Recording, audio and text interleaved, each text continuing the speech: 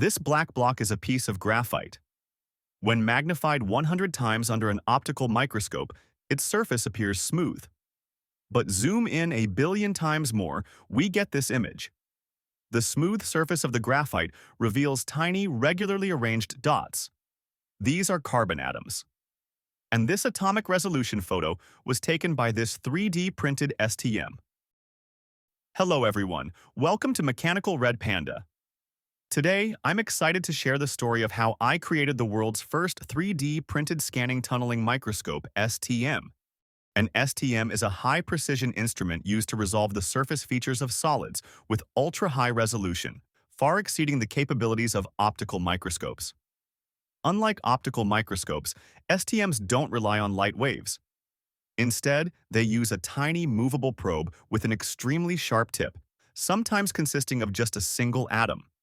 When the tip is positioned a few nanometers above the sample surface, a tunneling current is generated between the tip and the surface.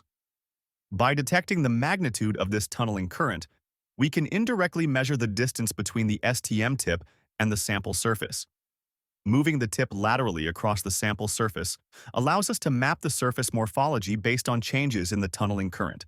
Unrestricted by the wavelength of photons, STMs offer extremely high precision and can observe individual atoms or molecules. Since its invention by IBM in 1981, the STM has been widely used in physics and chemistry. High-precision machines like these are typically high-end scientific equipment. So, how can an amateur like me make one in my living room?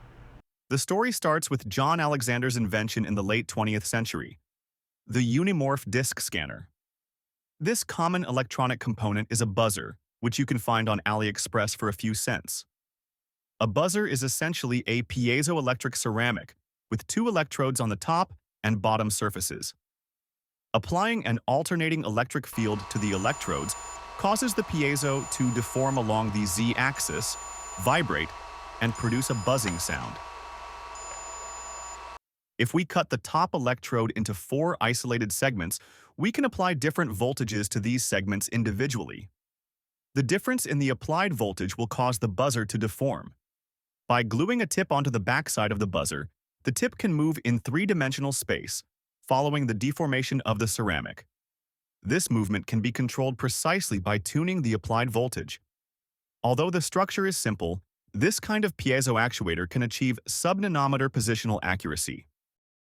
By controlling the tip's lateral movement with the scanner and measuring the tunneling current between the STM tip and the sample surface, we can map the sample's surface. This type of piezo scanner is called a unimorph disk scanner because it uses a single disk. This piezo scanner is the key to designing a low-cost STM because it is cheap to construct. A few years ago, Dan Berard created an open-source STM using this design. His STM achieved atomic-level resolution with astonishingly high-quality scans. I wanted to recreate his design but take it a step further.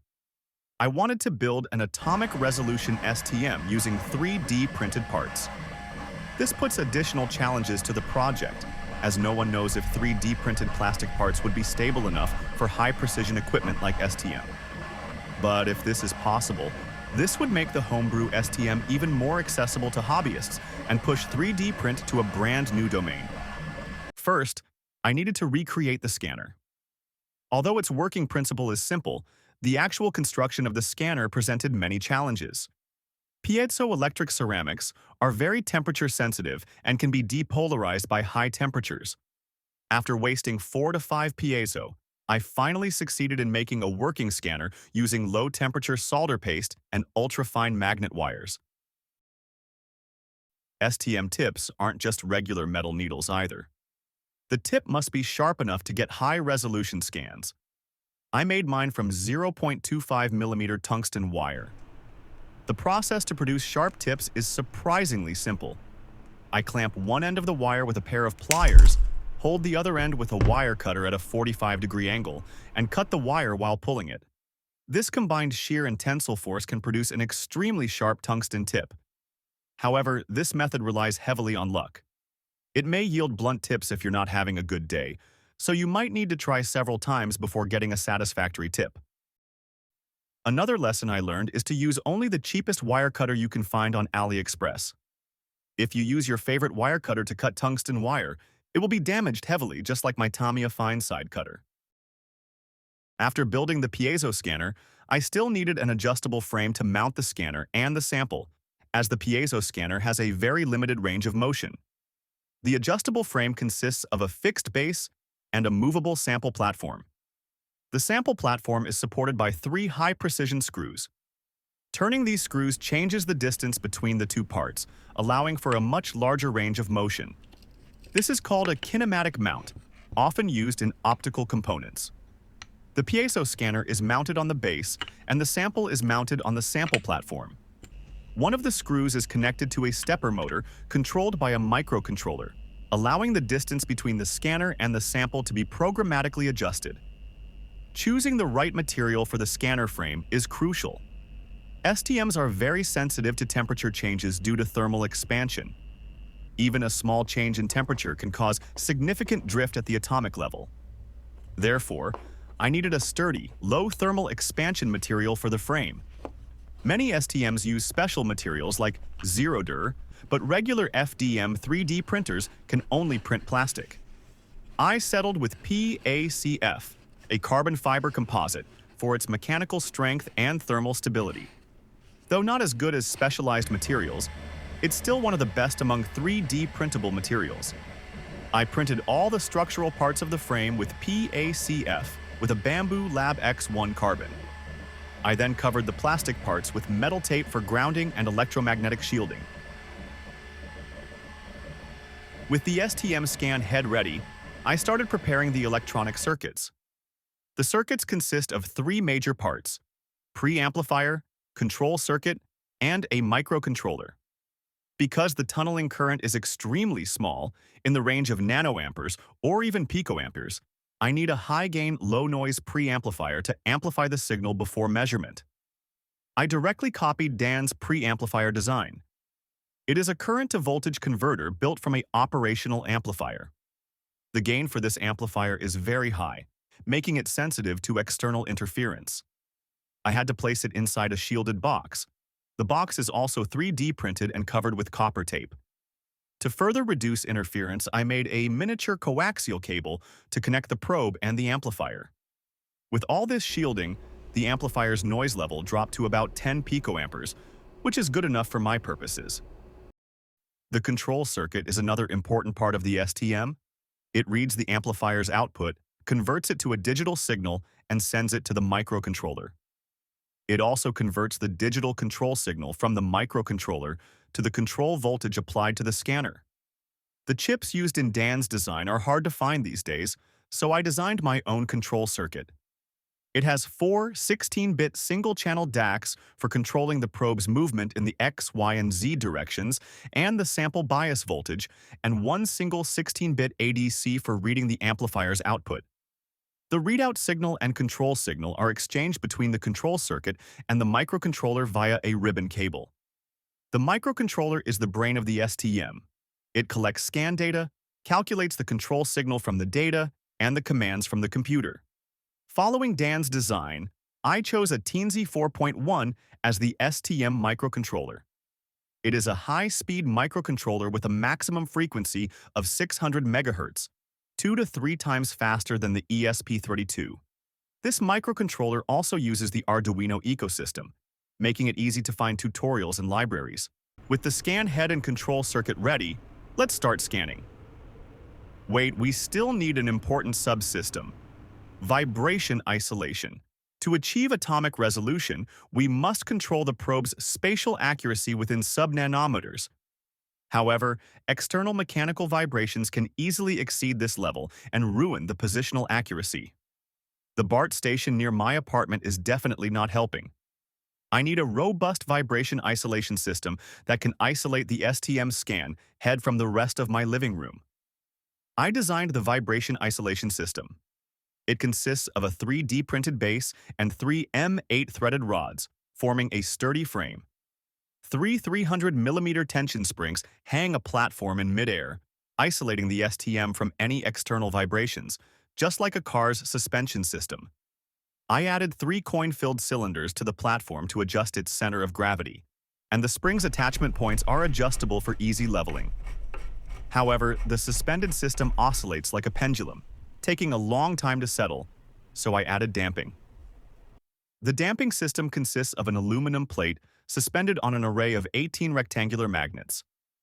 As we learned in kindergarten, the current induced in a circuit due to a change in a magnetic field is directed to exert a mechanical force which opposes the motion. The strong magnetic field resists the aluminum plate's motion, quickly stabilizing the platform. This forms the system's electromagnetic damper, helping it settle faster under disturbances. With the hardware ready, it's time to write software for the STM. The STM firmware for the microcontroller was written in C++. The microcontroller needs to control the voltage of the piezo scanner based on the measurement of the tunneling current, forming a feedback control loop. This needs to be done at a very high frequency, so the firmware needs to be very efficient. I also wrote a graphical interface in Python for control and data processing. From the GUI, I can send control signals, set scan parameters, and inspect the scan signal in real time.